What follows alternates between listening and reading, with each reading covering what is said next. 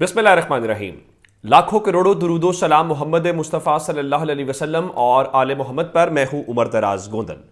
कौमी सलामती कमेटी इजलास बहुत अहम था, इसमें कोई शक नहीं है। इलामिया को छोड़ देते हैं, बहुत सारी बातें ज़ाहिर है इलामिया के अंदर शामिल नहीं होती, बहुत सारी चीज़ें डिस्कस वहां पर होती हैं। हुकूमत जो उनके कंधे पर रख के बंदूक चलाना चाहती थी वो नहीं चली। इवन ख्याल ये था कि इलेक्शन या उन चीज़ों में करें, लेकिन वहां पर शायद शुरका ने कहा कि आप अगर करवाना भी चाहते हैं, मिसाल के तौर पर आप फंड्स नहीं देना चाहते, पार्लियामेंट में मामला ले जाए। लेकिन जो मेरे पास खबर है वो खबर पाकिस्तान तहरीक इंसाफ और इस्टेब्लिशमेंट से मुतल्लिक जब आप बात करते हैं तो ज़ाहिर है नेवल चीफ वहां बैठे हुए थे, एयरफोर्स चीफ बैठे हुए थे, तो उनको इस्टेब्लिशमेंट में कम ही गिना जाता है।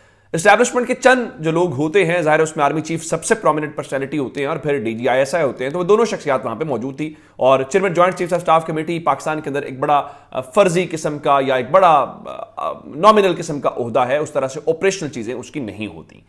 अब हुआ क्या है, मैं ये तफसील से आपके सामने रखना चाहता हूं। और पाकिस्तान तहरीक इंसाफ ने खुल के इस चीज़ को अप्रिशिएट किया है और अब उसके बाद आपको चीखें बहुत ज़्यादा सुनाई दे रही हैं।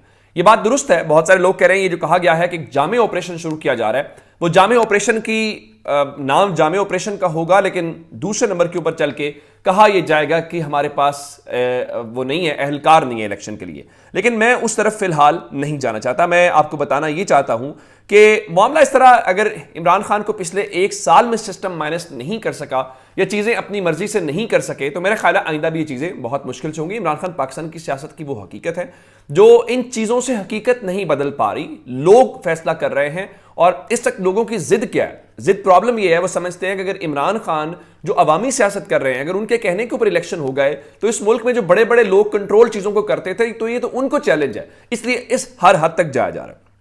अब इस सारे मामले में सुप्रीम कोर्ट का रोल बहुत इंपॉर्टेंट है और सुप्रीम कोर्ट के रोल को करने के लिए आज सबसे पहले क्या तमाशा लगा। सबसे पहले हमने देखा कि अतर मिनल्ला साहब का एक नोट आता है, जो उनका इख्तलाफी नोट है, बिल्कुल ठीक है, वो आ गया। हामिद खान यही कह रहे थे ऐसे इख्तलाफी नोट नहीं आने चाहिए। उसके बाद हमारे पास जो एक और खबर आई, वो खबर क्या थी? वो खबर ये थी कि जनाब आली जस्टिस उमर अता बंदयाल जो चीफ जस्टिस हैं, उनके खिलाफ एक इस्लामाबाद के शहरी हैं जिनका नाम राजा सिप्तैन खान है, उन्होंने सुप्रीम जुडिशल काउंसिल में उनके खिलाफ एक जो कंप्लेन है वो कर दी। और जाहिर है इस हवाले से जिसको कहा गया कि उनके खिलाफ जो प्रोसीडिंग्स हैं आर्टिकल 209 के तहत जो है वो की जाए।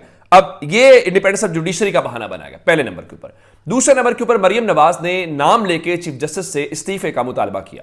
और जाहिर है चीफ जस्टिस का मुतालबा वो कैसे कर सकती हैं? अगर आपको इतना ही हक है तो आप जाएं सुप्रीम जुडिशल काउंसिल के जरिए उनके खिलाफ जो है रेफरेंस दायर कर लें। दूसरे नंबर के ऊपर चल के, बल्कि तीसरे नंबर के ऊपर चल के नवाज शरीफ ने, आज ये हमें खबरें आई थी कि जनाब वो प्रेस कॉन्फ्रेंस करेंगे, लेकिन प्रेस कॉन्फ्रेंस के अलावा उन्होंने एक ट्वीट किया और उस ट्वीट के अंदर क्या लिखा कि अदालतें कौमों को बहरानों से निकालती ना कि बहरानों में धकेलती हैं। चीफ जस्टिस ने न जाने कौन सा इख्तियार इस्तेमाल करके अक्सरियती फैसले पर अकलीती राय मुसल्लत कर दी। अपने मनसब और आइन की तौहीन करते हुए PTI के एजेंडे को आगे बढ़ाने वाला चीफ जस्टिस मजीद तबाही करने के बजाय फिल फोर मुस्ताफी हो जाए। बिल्कुल ठीक है, अदालतें कौमों को बहरानों से निकालती हैं, लेकिन मियां साहब आप इन अदालतों का शुक्रिया अदा कीजिए कि आप सजा याफ्ता होने के बावजूद ये अदालतें आपको जेलों से निकालती हैं, लंदन भेजती हैं, पहली बात। दूसरी बात, चीफ जस्टिस जो हैं वो तहरीक इंसाफ के एजेंडे को आगे बढ़ा रहे हैं, बिल्कुल ठीक बात है।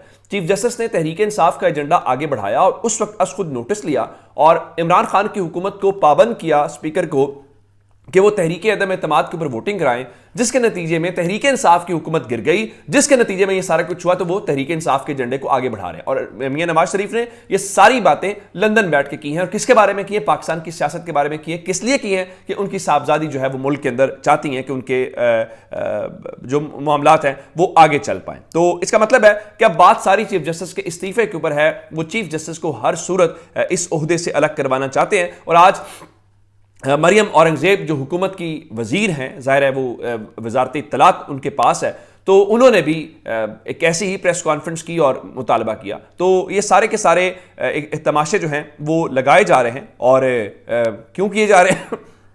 अब जरा कुछ चीज़ें इमरान खान के खिलाफ तेजी के साथ करेंगे। आज इमरान खान के खिलाफ मुकदमा कल दर्ज किया गया, जिसपे इमरान खान ने कहा कि मेरे खिलाफ 144वां मुकदमा सब लंदन प्लान का हिस्सा है। नवाज शरीफ को यकीन दहानी कराई गई थी कि PTI क़यादत को कैद करके कुचल दिया जाएगा। अंदाजा करें कि उनको छोड़ के असद उमर साहब जो हैं उनको ममनुआ फंडिंग केस, वो ममनुआ फंडिंग केस जिसके अंदर इस्लामाबाद हाई कोर्ट कह चुकी है कि कोई इसके अंदर ऐसी चीज नहीं हुई, इमरान खान का कोई ताल्लुक नहीं है, उसके अंदर एफआईए ने उनको 14 अप्रैल को तलब कर लिया है। और दूसरी जानिब इलेक्शन कमीशन ने तोशा खाना जो फौजदारी कार्रवाई है उसके ऊपर अदालत से दरखास्त की कि जल्द समाअत करें। तो जल्द समाअत के ऊपर इमरान खान को तलबी के समन जो हैं वो आज जारी कर दिए गए हैं और एडिशनल सेशन जज ने उनको आज बुला लिया है और अदम पेशी पर कानून के मुताबिक कार्रवाई अमल में लाई जाएगी। तफ्तीशी अफसर को मुकम्मल रिकॉर्ड पेश करने का हुक्म दिया गया। यानी इमरान खान को हर कीमत के ऊपर अब जरा प्रोसीडिंग्स के अंदर हमें तेजी होती हुई दिखाई दे रही। और इस सारी सूरत हाल में एक लतीफ़ा सुन लें, फिर मैं वो दूसरी तरफ आता हूं। लतीफ़ा यह है कि चीफ जस्टिस ने इस्तीफा ना दिया तो ईद के बाद तैयार रहे, हम इस्लामाबाद आ रहे हैं। कौन है ये? एएनपी के एमएल वली खान ने कहा है इस्लामाबाद आए, आपकी हुकूमत है, आप इत्तेहादी हैं, इस्लामाबाद आने वाली, आप ईद के बाद क्यों आ रहे हैं? अभी आ जाए ताकि इस मसले का कोई ना कोई जो हल है वो हमारे सामने निकल आए। अब मैं इस बात की तरफ आ जाता हूं कि ये सारी बातें क्यों की जा रही हैं। ये सारी बातें इसलिए की जा रही हैं कि आज अच्छा एक बात मैं आपको ज़रूर बताना चाहता हूं कि कार्ड सारे इनकी जेब में नहीं है। रुकावट इनके पास क्या है? रुकावट सदर पाकिस्तान है।